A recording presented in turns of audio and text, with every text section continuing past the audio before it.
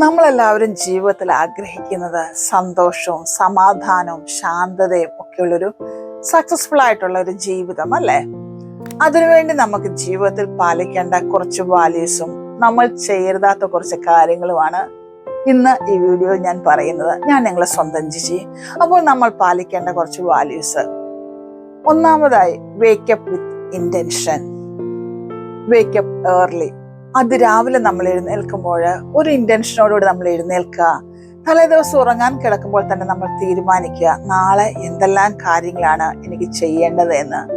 ഒരു പ്ലാൻ നമ്മൾ ചെയ്താണ് നമ്മൾ കിടക്കുന്നതെങ്കിൽ അത് രാവിലെ നമ്മൾക്ക് എഴുന്നേൽക്കാൻ കഴിയും.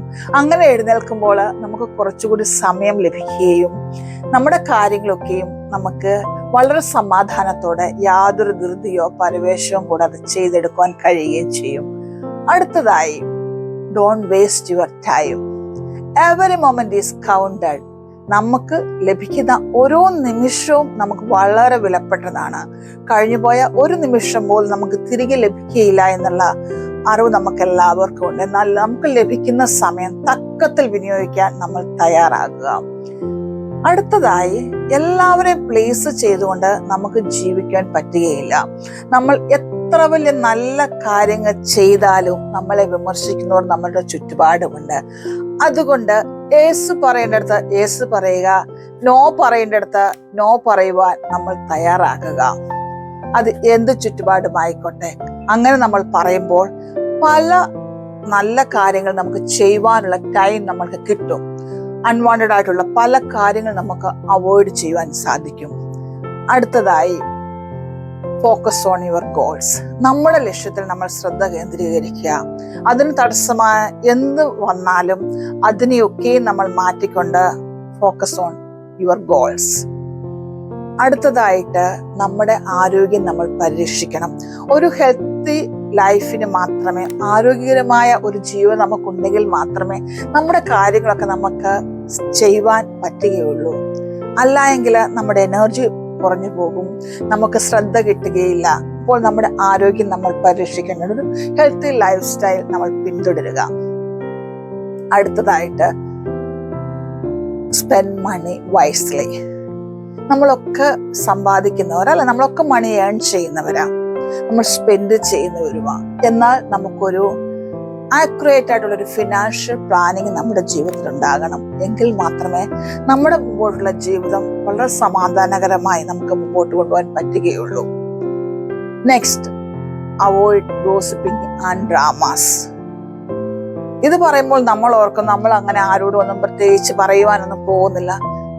നമ്മളുടെ ജീവിതത്തില്, നമ്മുടെ ലൈഫിന് പ്രയോജനകരമല്ലാത്ത എല്ലാ ആക്ടിവിറ്റീസിനും, നമ്മുടെ സക്സസിനെ ഹെൽപ്പ് ചെയ്യാത്ത എല്ലാ ആക്ടിവിറ്റീസിനും നമ്മൾ മാറി നിൽക്കുക. ഒരു പക്ഷേ നമ്മൾ ചെയ്യുന്ന പല കാര്യങ്ങളും നമുക്കൊരു ടൈമിലേക്ക് നമുക്കൊരു പ്ലഷർ, നമുക്കൊരു സന്തോഷം കൊണ്ട് തരുമായിരിക്കാം. എന്നാൽ അതൊന്നും ശാശ്വതമല്ല. നിമിഷ നേരം കൊണ്ട് അതൊക്കെ മാറിപ്പോകും.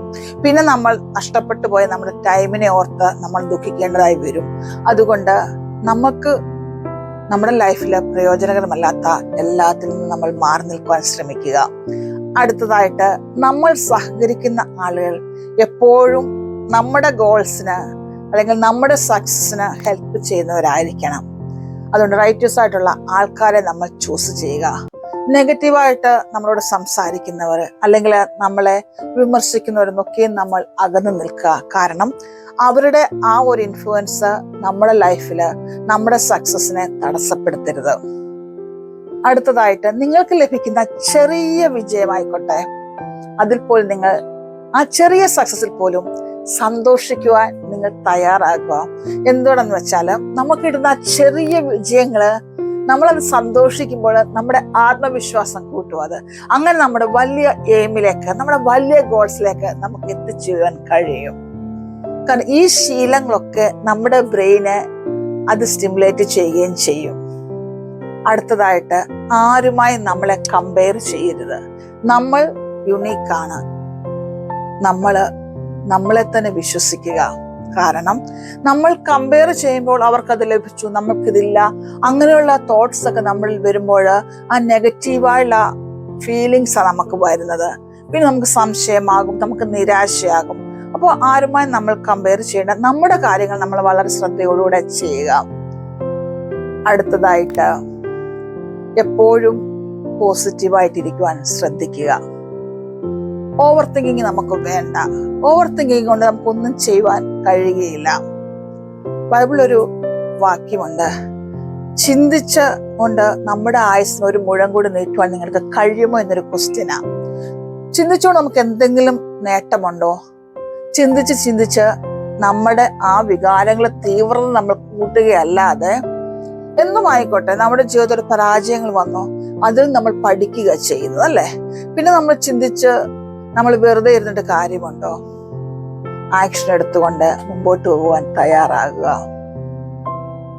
അടുത്തതായിട്ട് മറ്റുള്ളവർ എന്തു പറയുന്നു എന്നുള്ളതിലല്ല, ഞാൻ എന്ത് ചെയ്യുന്നു, ഞാൻ ചെയ്യുന്ന കാര്യങ്ങൾ എനിക്ക് ശരിയെന്ന് തോന്നുന്ന കാര്യങ്ങള് നിങ്ങൾ 100% വിശ്വാസത്തോടെ ചെയ്യുക.